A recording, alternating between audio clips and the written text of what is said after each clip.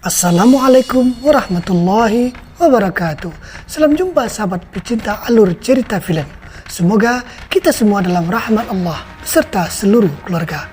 Pada kisah kali ini menceritakan seorang remaja wanita yang memiliki kekuatan nyaris sempurna dari seorang dokter yang mengembangkan eksperimennya. Akan tetapi dokter tersebut memburu remaja tersebut yang ingin untuk dibunuh. Bagaimana kisahnya? Langsung saja. Kisah berawal memperlihatkan beberapa foto masa lalu tentang percobaan beberapa ilmuwan untuk menciptakan manusia super yang memiliki kemampuan tanpa batas. Di masa sekarang, terlihat seorang dokter yang bernama Dr. Beck berada di sebuah tempat pembantaian yang diperintahkan olehnya. Di tempat lain, sejumlah anak buah Dr. Beck mengejar dua orang anak yang kabur dari pembantaian.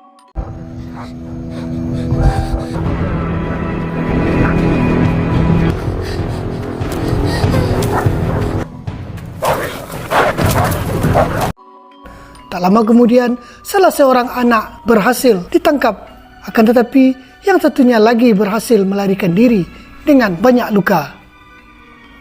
Dr. Beck memerintahkan seorang anak buahnya untuk menghubungi markas, mengatakan kalau anak perempuan yang kabur tak lama lagi akan tewas dalam pelariannya. 당신들하고는 질적으로 차원. 거기서. Di tempat lain, terlihat seorang petani yang bernama Mr. Go melihat bocah perempuan yang pingsan yang dipenuhi luka dan segera membawanya ke rumah sakit.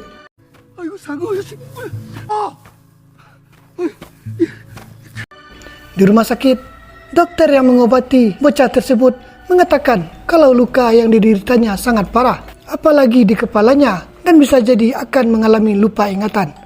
Karena Mr. Go dan istrinya tidak memiliki anak, mereka mengangkat bocah tersebut menjadi anaknya dan memberi nama dengan nama Jayon.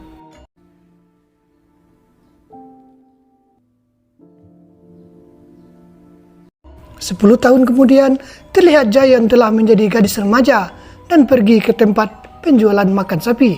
Karena penjualan sapi sedang sepi pembeli, Jayon lagi-lagi kasbon untuk membeli makanan sapi yang diperintahkan oleh orang tuanya. Di rumah, ibu Jayon terlihat sakit dan ternyata Jayon juga sedang sakit kepala yang datang secara tiba-tiba. Keesokan paginya, seperti biasa Jayon pergi ke sekolah bersama temannya yang bernama Myung Hee.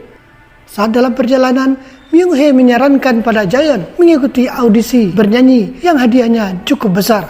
Jayon segera mendaftar dan berniat seandainya dia menang uang tersebut untuk mengobati ibunya yang sedang sakit. Pada saat audisi, Jayon pun lolos seleksi pertama, bukan karena suaranya, akan tetapi bakat sulap yang diperlihatkan Jayon yang membuat semua orang makin penasaran. Pada malam harinya, Jayon dan Myung Hee memperlihatkan rekaman ulang saat Jayon audisi kepada kedua orang tuanya. Sontak saja, kedua orang tua Jayon khawatir dengan kemampuannya yang bisa menyebabkan banyak orang mengincar dan mengancam keselamatannya.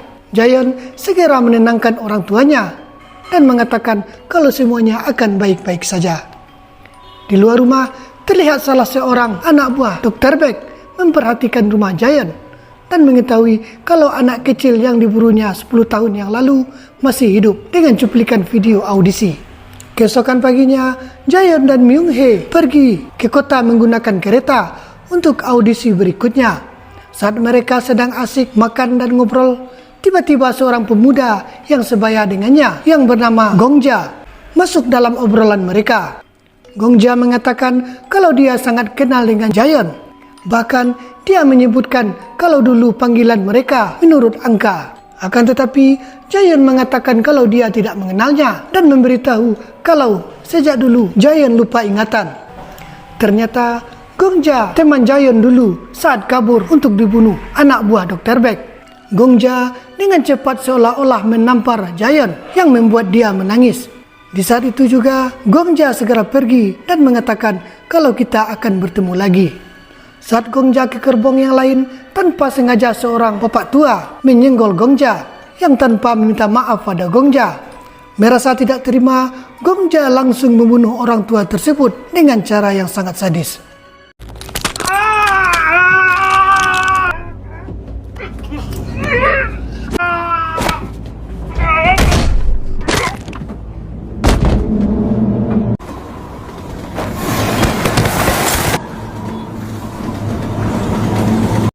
Sampai di tempat audisi, Jayon pun berhasil mengalahkan pesaingnya hingga lolos ke audisi berikutnya. Saat mereka hendak pulang, tiba-tiba sakit kepala Jayon bangkit yang membuatnya sampai mimisan. Dengan rasa sakit yang tidak tertahankan, Jayon segera pergi ke dokter yang memberitahu kalau Jayon harus melakukan transplantasi sumsum dari orang tua kandungnya. Kalau tidak, dalam waktu beberapa bulan saja, Jayon bisa kehilangan nyawanya. Jayon dan Myung-hee segera keluar yang hendak pulang. Akan tetapi, beberapa mobil berhenti dan menghampiri mereka yang mengatakan kalau mereka dari perusahaan rekaman produksi musik. Tapi Jayon terlihat tidak nyaman dan segera berlari menaiki taksi. Jayon dan Myung-hee berhenti di sebuah stasiun bis untuk kembali pulang ke kampung halamannya. Saat mereka sedang menunggu bis, tiba-tiba Gongja datang dengan mobilnya sambil mengatakan kalau Jayon agar secepatnya pulang karena orang tua Jayon sendirian di rumah yang mungkin bisa terjadi apa-apa dengan mereka, dan Gongja pun langsung pergi. Merasa kalau cara Gongja bicara dengannya seakan-akan mengancam keselamatan orang tuanya, Jayon segera berlari mencari taksi sambil menyuruh Myung-hee menghubungi orang tuanya yang seorang polisi patroli, meminta agar ayah Myung-hee mencek ke rumah orang tua Jayon yang merasa orang tuanya sedang terancam. Di rumah orang tua Jayon terlihat Gongja dan sahabatnya yang bernama Worim dan beberapa sahabatnya memperhatikan rumah orang tua Jayon. Seakan-akan ada yang ingin mereka rencanakan. Semua remaja tersebut adalah hasil eksperimen Dr. Beck. Tidak berselang lama, ayah Myung-hee datang dan meminta menunjukkan identitas mereka. 아이고, 안녕하세요. Beberapa saat kemudian, Jayon pun sampai di rumah dengan wajah panik dan ternyata semua baik-baik saja. 장이야. 응? 들어왔다. 들어왔어. Saat ayah Myung-hee akan pulang, dia mengatakan agar Jayon berhati-hati karena tadi ada orang-orang dari kebangsaan Amerika mencarinya yang merasa kalau anak-anak tersebut agak mencurigakan. Di malam hari, seorang dokter tua yang bernama Go, seorang dokter peneliti terkenal di Korea, dia terkejut melihat tempat penelitiannya yang dimasuki orang yang tak dikenal, bahkan telah membunuh semua anggota keluarganya. Ternyata pelakunya adalah anak-anak hasil eksperimen Dr. Beck. Worim mengatakan kalau Dr. Go tidak menghiraukan permintaan Dr. Beck untuk melakukan penelitian bersamanya. Untuk itu, Dr. Go harus dibunuh. Dengan kemampuan anak-anak tersebut, Dr. Go dan sopirnya dibunuh dengan cara kejam.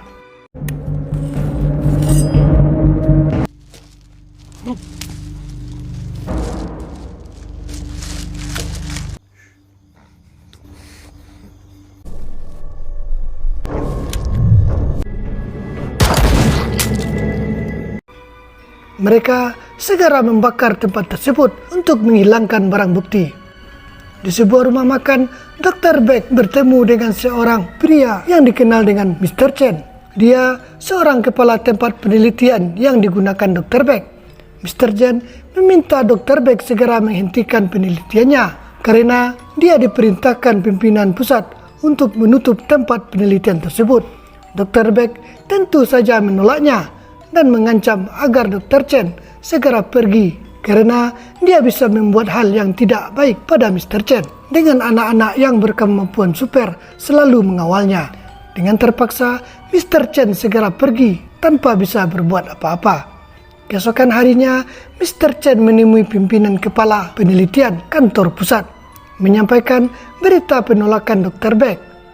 Pimpinan penelitian memerintahkan agar Mr. Chen secepatnya menghabisi Dr. Beck dan semua anak-anak hasil penelitian yang sangat makin tidak bisa dikendalikan. Apalagi Dr. Beck telah memerintahkan anak-anak tersebut membunuh beberapa orang para peneliti Korea. Pimpinan menyarankan pada Mr. Chen agar berhati-hati dengan salah seorang anak perempuan yang diburu Dr. Beck karena dia satu-satunya hasil penelitian yang mendekati sempurna. Mr. Chen segera menghubungi anggotanya untuk menjalankan tugas yang diperintahkan pimpinan mereka. Pada malam hari saat Jayon dan seluruh keluarganya sedang makan, tiba-tiba penyakit lupa ibu Jayon yang tidak mengenal Jayon dan temannya malah menanyakan pada suaminya mana Jayon. Melihat kondisi ibunya yang makin parah, Jayon sangat sedih dan berharap ibunya cepat sembuh. Di tengah malam, langkah kaki anggota suruhan Mr. Chen masuk ke rumah Jayon. Jayon segera keluar merasa ada yang tidak beres. Akan tetapi, tiba-tiba salah seorang anak buah Mr. Chen menodongkan senjata ke kepala Jayon, yang ternyata orang-orang yang sama saat Jayon selesai audisi yang mengaku dari orang-orang produksi rekaman. Mereka juga telah mengancam Myung Hee dengan pisau di lehernya. Salah seorang pria mengatakan pada Jayon kalau gadis kecil ini penyihir kecil yang telah melukai wajahnya waktu dulu. Akan tetapi, Jayon menjawab kalau dia tidak tahu apa-apa dan bukan orang yang dituduhkan padanya, sambil menangis dan memohon pada mereka. Saat salah seorang pria menggoreskan pisau di leher Myung Hee, Jayon pun terkejut apa yang harus dia lakukan. Tiba-tiba,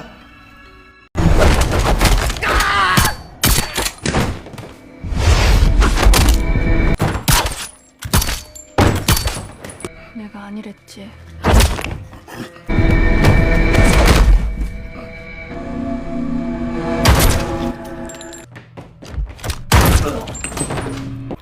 Jayon pun terkejut apa yang telah dia lakukan, serta Myung Hee yang tampak takut melihat kekejaman Jayon di depan matanya. Dengan suara tepuk tangan, Gongja datang dan mengatakan kalau ingatan Jayon telah kembali. Akan tetapi, Jayon tampak kebingungan apa yang sebenarnya telah terjadi dan apa yang sebenarnya kalian inginkan. Gongja dan temannya terus tertawa merasa kalau Jayon berpura-pura lupa siapa dirinya yang sebenarnya. Dengan mengatakan pada Myung Hee kalau Jayon memiliki prestasi di bidang apapun tanpa harus belajar dan berlatih. Dan itu menunjukkan kalau Jayon bukan perempuan biasa. Jayon terus mengatakan kalau dia tidak mengingat apa-apa dan siapa dia sebenarnya, sambil terus menangis. Gongja meminta agar Jayon ikut dengannya ke markas agar mengembalikan ingatannya. Jika Jayon tidak mengikuti Gongja, dia mengancam akan membunuh Myung Hee dan kedua orang tuanya. Tanpa bisa menolak, Jayon mengikuti perkataan Gongja. Myung Hee mencoba melarang Jayon, akan tetapi Jayon mengatakan kalau dia tidak apa-apa dan secepatnya akan kembali. Di tempat lain, Mr. Chen mencoba menghubungi anak buahnya yang ditugaskan. Karena tidak ada jawaban, Mr. Chen sadar kalau mereka semua telah tewas. Mr. Chen segera membawa anak buahnya yang baru menuju tempat penelitian Dr. Beck.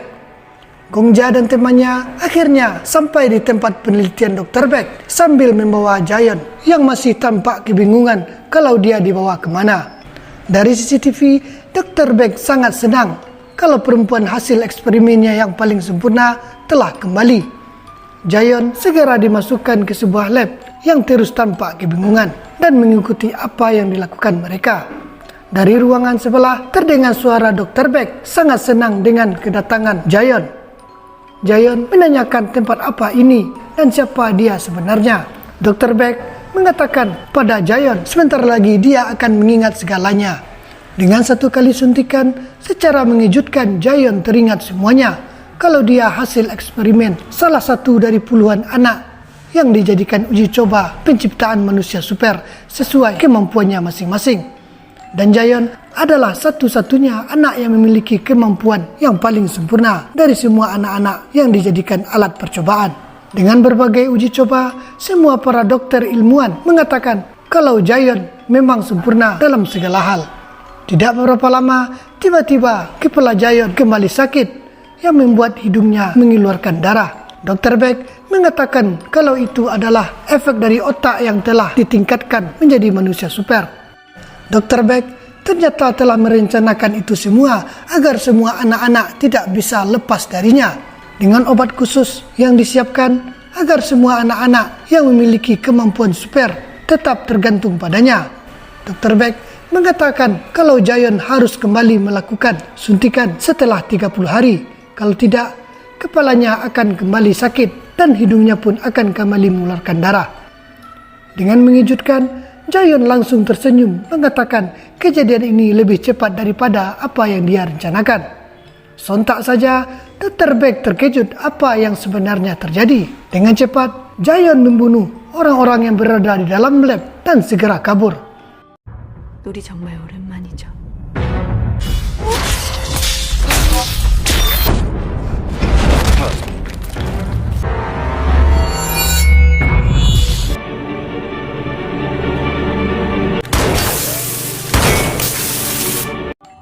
Tidak disangka, Jayon telah berada di ruangan Dr. Beck dan membunuh semua pengawalnya. Jayon kembali mengancam Dr. Beck agar memberikan semua obat penawar rasa sakitnya. Jayon mengatakan kalau sebenarnya dia tidak pernah lupa ingatan sedikit pun.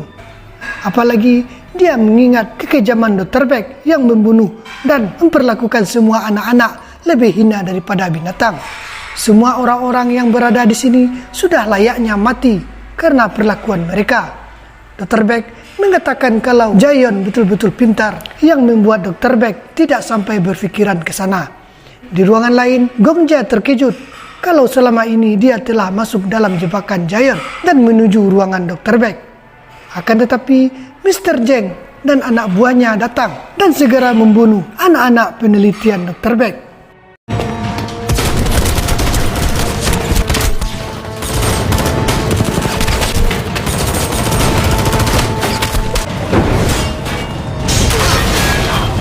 Tentu saja, semua anak buah Mr. Chen dibunuh oleh teman-teman Gongja.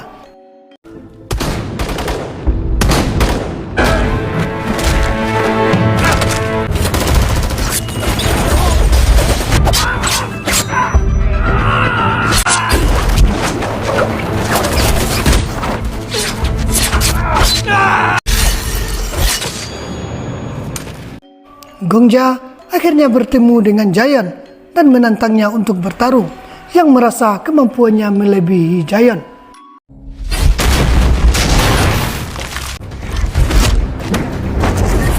네, 여전히.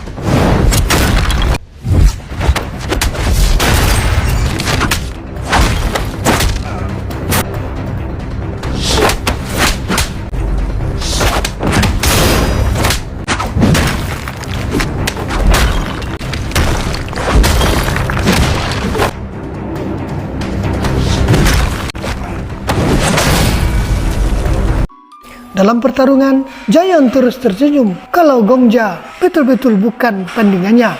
Dari sudut lain, Mr. Chen datang dan membuat Dr. Beck sangat senang dan menyuruhnya untuk membunuh Jayon. Akan tetapi, Mr. Chen malah membunuh Dr. Beck. Ternyata, Mr. Chen juga memiliki kemampuan super sama dengan anak-anak yang lainnya. Bahkan, dia berhasil membunuh Worim dengan kejam.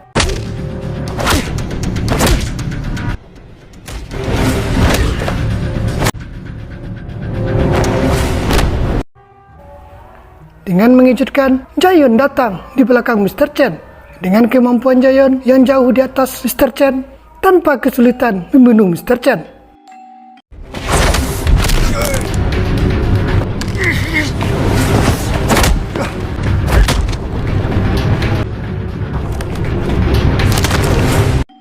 Gongja kembali menantang Jayon untuk bertarung dengannya. Jayon kembali menegaskan kalau Gongja bukan tandingannya. Dan lebih baik Gongja menunjukkan di mana semua obat tersebut disimpan. Tiba-tiba Worim kembali datang yang ternyata masih hidup. Karena Worim bukan tandingan Jayon, tanpa kesulitan dia betul-betul mati di tangan Jayon. 보여줄게.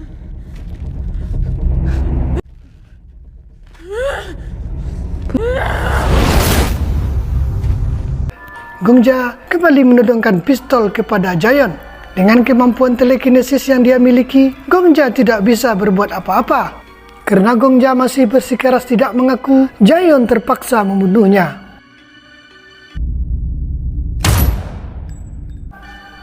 Akhirnya, Jayon berhasil menemukan sisa obat yang berada di kantor Dr. Beck, yang tinggal tidak beberapa suntikan. Di rumah sakit, terlihat ibu Jayon telah terbaring di ruangan karena sakit yang dideritanya. Jayon datang dan memberikan obat yang dibawanya setelah mengambil 2 buah suntikan. Ayah Jayon mengatakan kalau sebenarnya dia telah lama mengetahui kalau Jayon bukan anak biasa dan telah memberitahu ibunya. Akan tetapi, ibu Jayon tidak ingin kehilangan Jayon dan tetap merawatnya. Karena jika Jayon dirawat dengan kasih sayang, tentunya dia akan menjadi anak yang sesuai didikan orang tuanya. Jayon pun menangis mendengar ucapan ayahnya. Jayon mengatakan kalau dia harus pergi. Ayah Jayon berpesan agar dia berhati-hati untuk mencari jati dirinya yang sebenarnya. Dari ruangan lain, terlihat Myung Hae melambaikan tangan sambil bersedih melepas kepergian sahabat terbaiknya.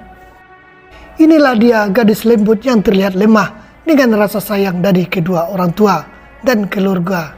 Akan tetapi sangat kejam yang dapat menghancurkan segalanya. Dan film pun berakhir. Akhir dari saya, wassalamualaikum warahmatullahi wabarakatuh.